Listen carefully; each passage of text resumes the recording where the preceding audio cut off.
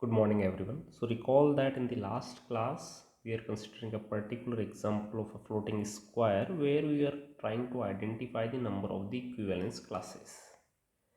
So, in today's class, we will study Burnside theorem that gives us a method to compute the number of the equivalence classes for k coloring of any figure. So to understand the Burnside theorem, we will consider the same two coloring of the square. Okay, so let us see some notations. We say that in a set T of coloring of the corners, edges or faces, we want to find the number of equivalence classes of these colorings induced by the group G of symmetries. Let us consider a very simple example which says that consider the sitting of 4 people around a round table, which can be done in 4 factorial ways. If only rotations are allowed, then compute the number of equivalence classes. Yes, please do try to find it by yourself. So 4 people are sitting. Let's name them 1, 2, 3, 4. Now if rotations are allowed, then the arrangement 1, 2, 3, 4, 1 is sitting next to 2, 2 to 3, 3 to 4 is same as 2, 3, 4, 1, or which is same as 3, 4, 1, 2, which is same as 4, 1, 2, 3. Yes, so if you try to form the equivalence class, then each equivalence class has these 4 arrangements. So in total, if there are 4 factorial arrangements are there and the size of equivalence class is 4, it means that the number of the equivalence classes are 6. So these are the 6 equivalence classes. Now the important observation what we have seen here is this, that the number of the symmetries multiplied by number of equivalence classes is equal to total number of the colorings. So in the previous example, the total number of the colorings are 24. And how do we got the 4? By rotations. So you have these 4 positions, you consider the rotation about 0 degree, then 90 degrees. So 1, 2, 3, 4 becomes 2, 3, 4, 1, then 180 degree, and then 270 degree, and by all these 4 rotations we will get the same arrangement. Therefore the total number of the symmetries were 4, and that gives us the number of the equivalence classes. So very interesting and important formula. Consider the next question. It says that a small round table with 3 positions are there. Yes, and now 2 colors can be used, black and white.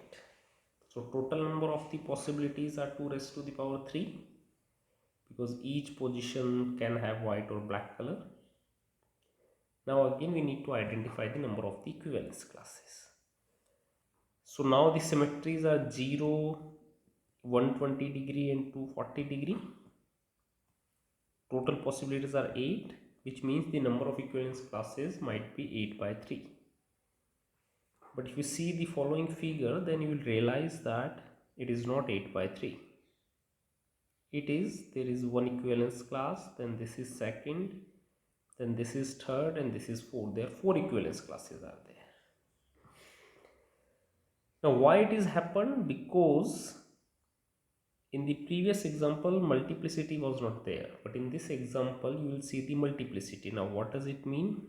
It means that if you see this, all 3 whites are there, then if you apply the 0 degree to this one, or you apply 120 degree to C1, or you apply 240 degree to C1, in all these cases you will get C1 only. So there are 3 symmetries which are taking C1 to C1. For example, if you see here, then there is only one symmetry which is taking C2 to C3. It's only 120 degree rotation. Here also there are only one symmetry which is taking one to the other in the same equivalence class. But in this there are 3 symmetries in the same equivalence class which takes one to the other, and that's why its multiplicity is 3. Similarly, its multiplicity is 3. And now if you do the calculation, then 3 plus 3 and then plus 6 divided by 3, which means 4 equivalence classes are there.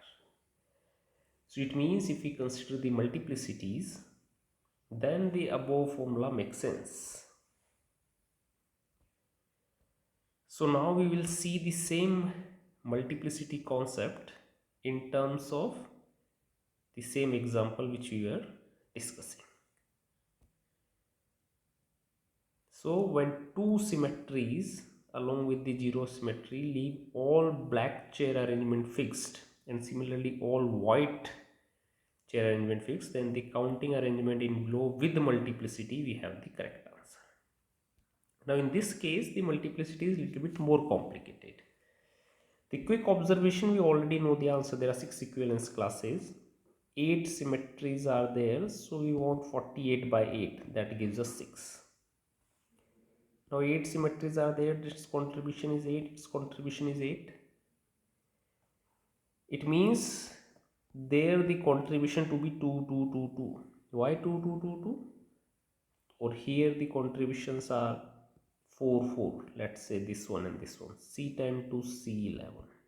Let's observe C10 to C11. Now C10 to C11, there are 4 symmetries which takes C10 to C11. Why is it so? Because 0 degree is there, 90 degree is there. 90 degree takes this white to this white. So 0 degree there, 90 degree is there. Now other than that, you can consider vertical and horizontal reflection. So vertical reflection and the horizontal reflection. Total 4 symmetries are there which takes C10 to C11. Now let's consider C11.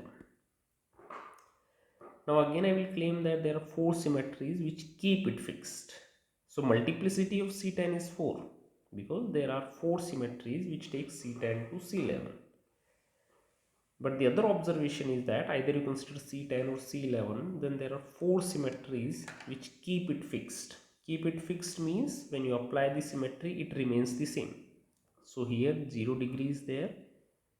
So there is no change when you apply 0 degree. When you apply 180 degree, this corner comes here, this corner goes there.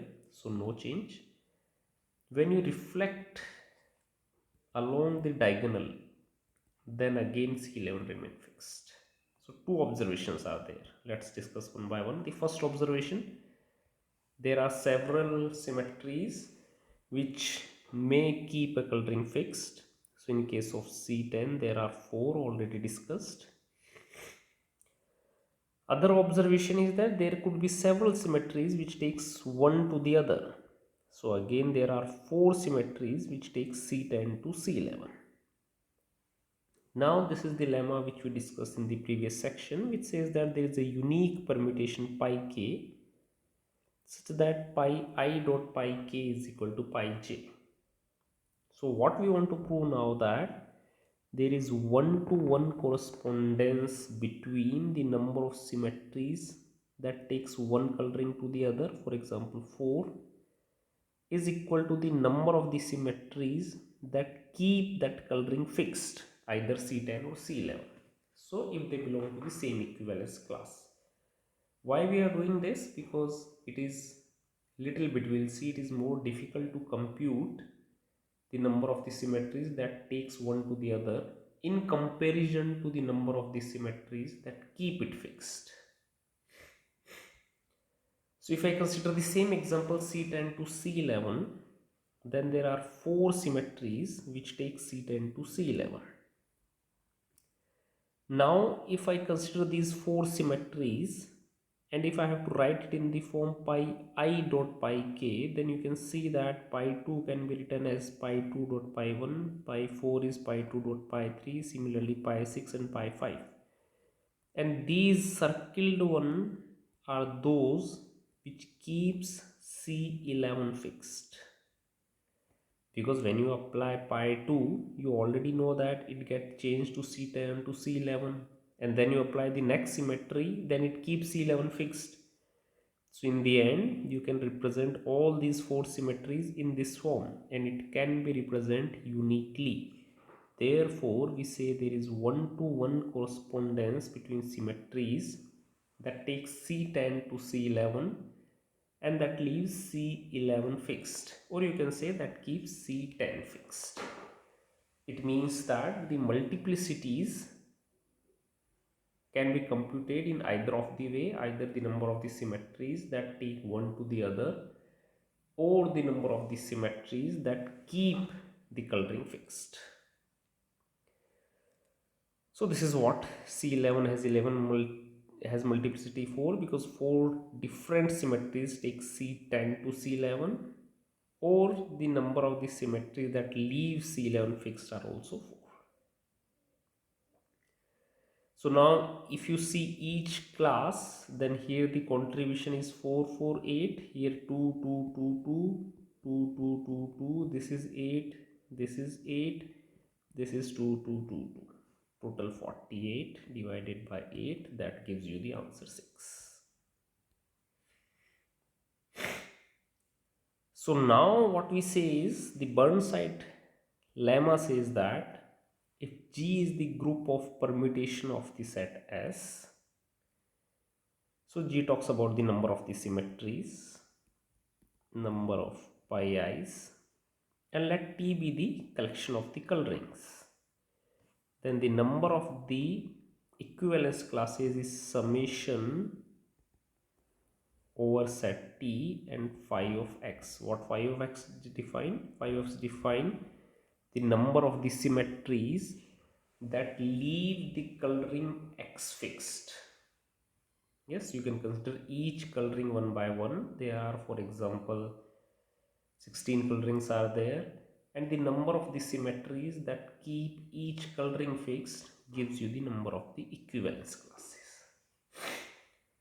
Now the other way to look at the Burnside theorem is this, that instead of considering each coloring one by one, we can consider each symmetry one by one. So pi belongs to G. We can consider each symmetry one by one, and we can compute that how many colorings remain fixed by that particular symmetry.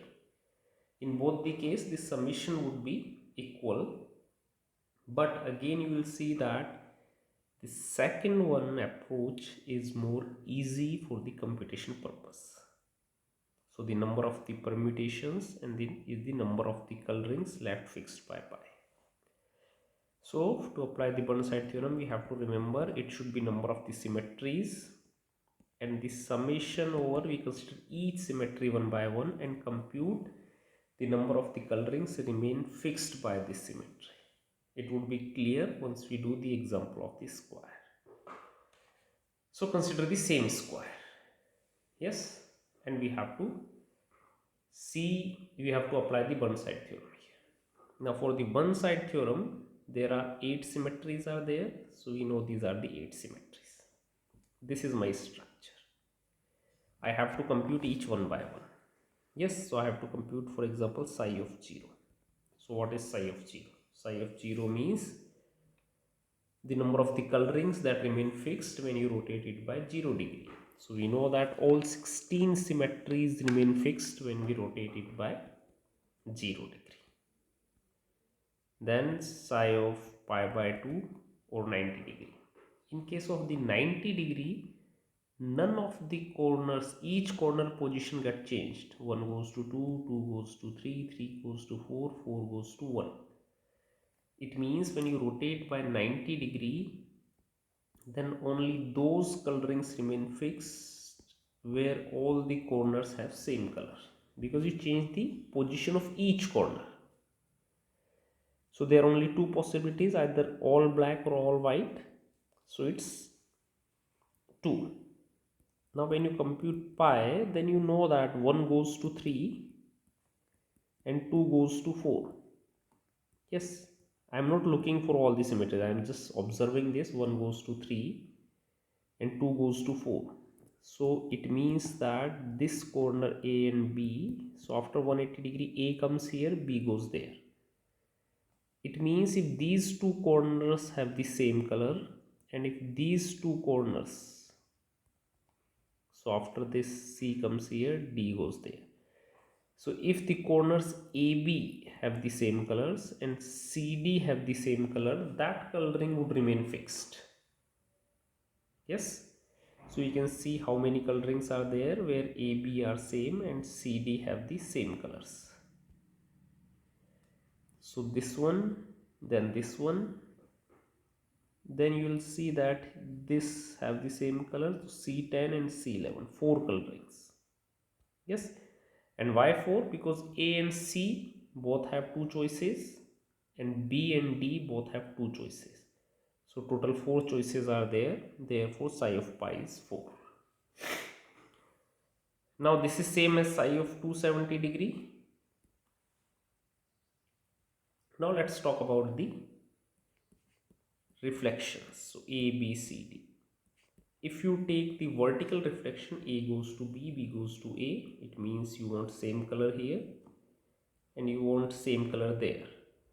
It means its contribution is 4. There are 4 colorings that remain fixed when you do the vertical reflection about vertical axis. Similarly, horizontal axis 4. Now if you consider the diagonal one, then you can see that in case of diagonal one, this A and C got interchanged. This becomes A, this becomes A, but B, D remains same. It means B and D can have any choice. They both can have two colors, and A and C must have the same color. So 2. So 2 multiply 2 multiply 2, which is 8. So this is how it comes out to be 8 in case of diagonal. So if you do all this computation and then if you apply the Burnside lemma, the sum would comes out to be 48 divided by 8, that gives you 6 colors. Now let us consider the other example which says that a baton is painted with equal size cylindrical bands. So their bands are there. Each band can be painted black or white. If baton is unoriented, unoriented means that when you do the reflection, then you won't get the same structure. So that's why symmetry reflection cannot be considered as symmetry here. Then how many batons are possible if there are 2 bands, 3 bands, 4 bands? So first, what are the possible symmetries?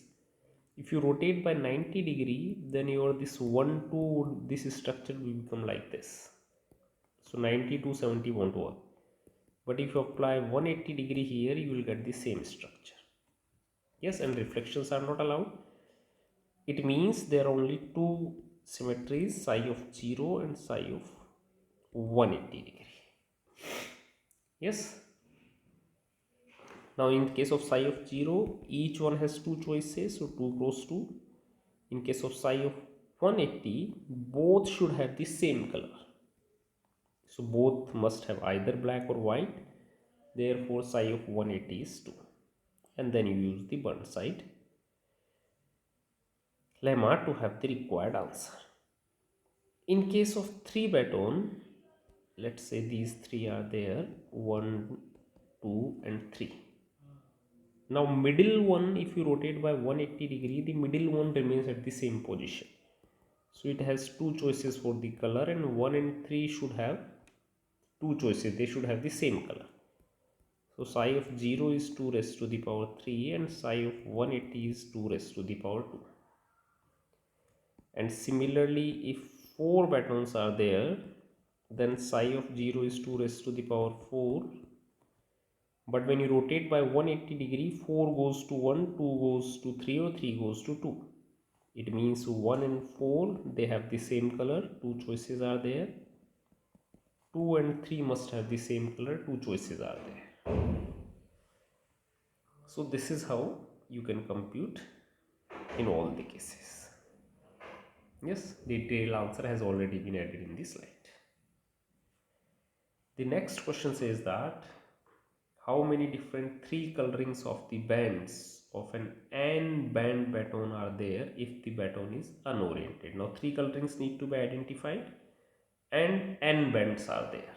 Please do try to solve it by yourself. You will observe that when n bands are there, you have to consider the case when n even and n odd. Yes, rotation should same. Now when n is even, for example something like this, then each pair should have the same color. Yes, so there are total n by 2 pairs are there when I am using 180 degree. So n by 2 pairs are there and each have three choices because three colorings need to be identified. So 3 raised to the power n by 2. For 0 degree n bands are there, so contribution is 3 raised to the power n. Yes, and divided by the number of the symmetries, which is 2.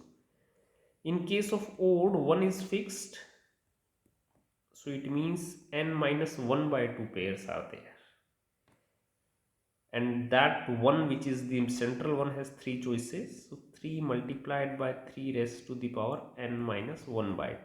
This is psi of 180 degree. Psi of 0 remains same, 3 raised to the power n, and then you add them and divide by 2. That gives you the required answer. So these are the two answers when n is even and n is odd.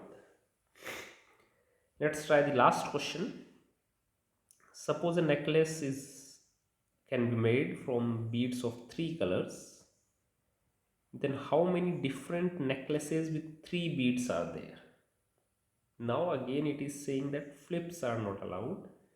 So it means you can only consider rotation. We will see the examples when rotations, reflections both are allowed.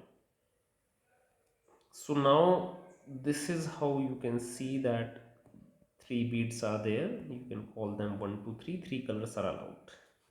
Yes, so now the rotations are 0, 120 and 240.